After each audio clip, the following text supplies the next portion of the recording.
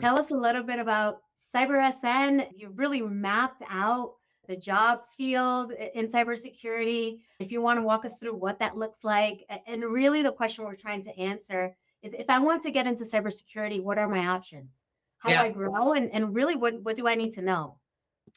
Yeah, and it's such a important question. I'm going to share my screen here in a minute, but before I do, I think it's really important for everybody to understand that people want to hire people that they believe are going to be super interested in what the job is. So this conversation is so important because I see this a lot with new to cyber in the past, which is why I made this career center for everybody, is that people aren't hiring them because they're not saying, I'm interested in what you're doing Yeah. versus I could do 3 or 4 different types of jobs. So, yeah, I'm not sure when somebody says, "What do you wanna do?" "Well, I'm not sure. I know I could do this or that." So that's what we wanna get to today, and it is a decision making that people have to do, and it does at times feel overwhelming, and so that's why we're here. So this career center is designed to help professionals really figure out not just where they wanna spend their time, but what will it mean once they choose spending their time in that role? What are the feeder or the growth opportunities? So this you can find at cybersn.com under resources here. And what you're looking at is 10 categories. Defense is highlighted, but these 10 categories are what we call the CyberSN taxonomy, 10 categories. There's 45 functional roles. Defense is highlighted, so there's 13 here in defense. When we first started this many years ago, gosh, probably 8 now, it was 19 functional roles.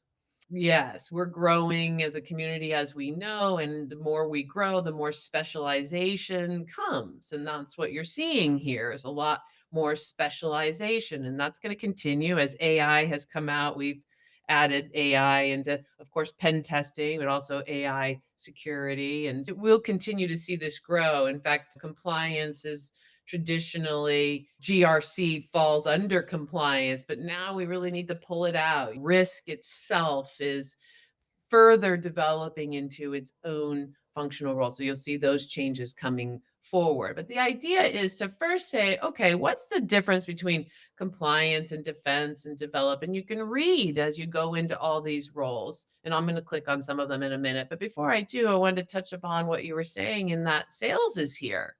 As I mentioned, I came up through sales. Some sales roles are technical and some are not. I am not technical, meaning I don't write code. I don't break fix things.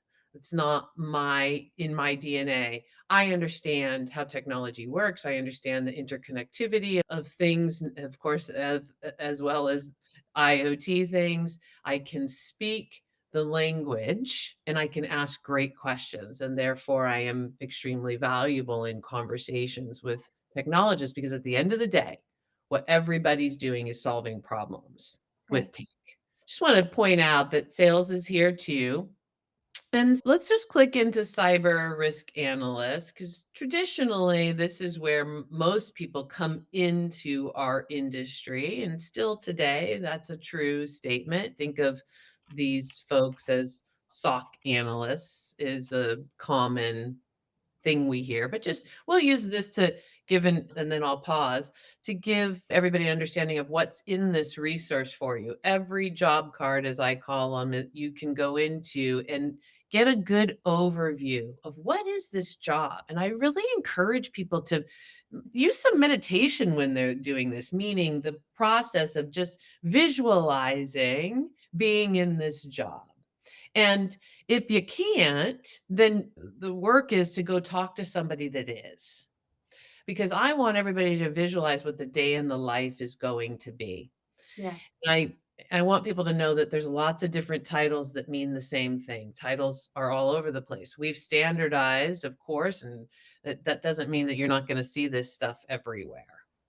Yeah. Uh, Deirdre, I just want to touch on that a little bit. yeah. I am looking to transition into cybersecurity. I see this role. It really speaks to me. How would I even go about? And I think, Susan, you can speak to this too in terms of networking. Like, how do you even go about finding these people? How do you go about getting them to talk to you, to tell you? I always say when I ask someone about their job, I ask Yeah. them, what do you do? And then they tell me, and then I say, no, what do you actually do day to day? Like you come in at 8 a.m. to your office, and then what happens? How would you Yes. both think about that? Yeah. You mean getting introduced to somebody that's in the role so that you can talk to them? Exactly. Just Yeah. having Yeah. that conversation and actually understanding what the job entails. Yeah.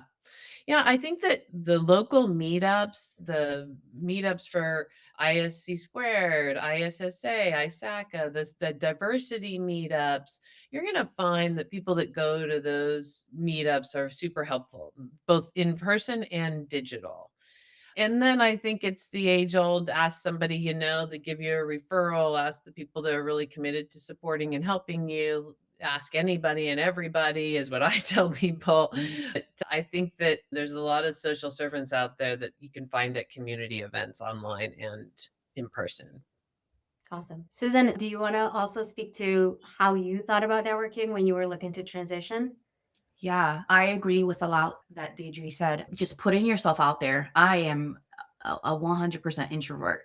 So when I started putting myself out there, it was super nerve wracking, but it's just a matter of, again, just going out, meeting people, asking questions, going to events, whether it's live or virtual. I started this when right before COVID happened. So a lot of mine were virtual settings, but also joining this might not necessarily tied into the cybersecurity part. Correct me if I'm wrong, Deidre, but in the operational world, it was really just joining Facebook groups focused on operations and seeing what people were posting, what people were asking, answering questions, providing knowledge, your own knowledge, and being helpful to others. And that way people start recognizing your name. Oh, Susan, she contributes a lot. I wonder what she has to say. And just making yourself known in those tiny spaces can really go a long way. Yeah. Amazing. And Susan, what kind of questions were you asking when you were connecting with these people? If it was a terminology, tell me what that exactly that means, or if it was about a job role, I'm interested. Can I learn more? What is your website? Just and anything that shows your interest and your genuine interest really makes you stand out. And again, I think another point is just sharing your own knowledge makes you stand out as well without asking for something in return. Yeah, that makes sense. Yeah, I love that the idea of giving, not have it be transactional so that people want to invest in you.